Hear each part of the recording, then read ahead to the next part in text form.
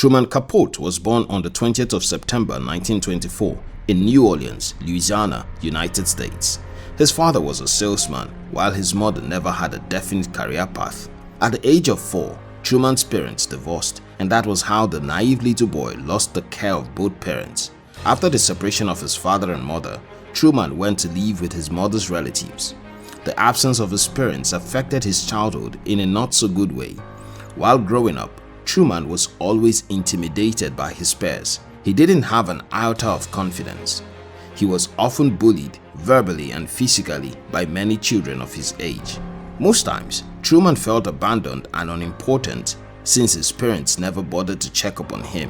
In 1932, he reunited with his mother after she remarried and moved to New York City with her new husband. Living with his mother came with unexpected emotional distress. He really loved his mom, but that feeling was never reciprocated back to him.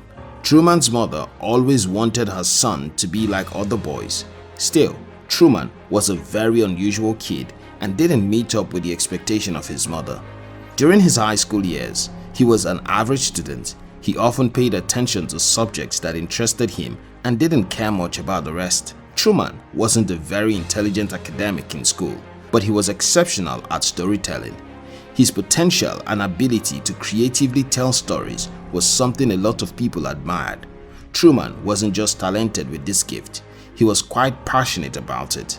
His passion for storytelling propelled him to always write stories, read other literary works, and study some literary techniques. Although not everyone loved his stories, Truman's passion was a fuel that kept him moving. After completing high school, he began writing short stories. Still, there was no good platform or an opportunity to deliver his works to the right audience. However, Truman didn't care much about this. The primary reason he wrote stories was because of the love for it. Even if he couldn't put out his work before a broad audience, Truman was not bothered. Fortunately, in 1948, most of his short stories got published in some well-known magazines. After Truman experienced success with his short stories, he decided to write a novel. The very first novel he wrote wasn't successful, but later on, the subsequent books he then wrote were published and they sold countless copies. Truman later went into screenwriting and acting, registering his presence in Hollywood. Although he's no longer actively present, many of Truman's work still remain significant points of reference. Having an undying love and interest in what you do is highly important. You may be very talented and blessed with an exceptional gift, but if you don't have passion for those talents in you, you may not possibly utilize them in becoming a great person.